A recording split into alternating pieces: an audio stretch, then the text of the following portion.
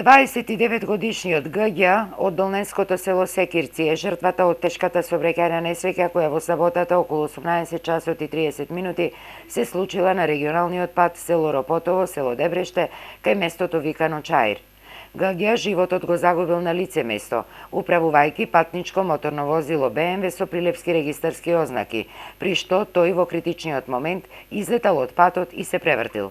Неговиот сопатник Ома се здобил со телесни повреди и е пренесен на лекување во Прилепската болница.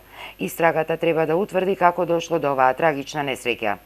Викендов бил црн и за 18-годишната прилепчанка АМ, која во моментов се бори за својот живот на клиниките во Скопје.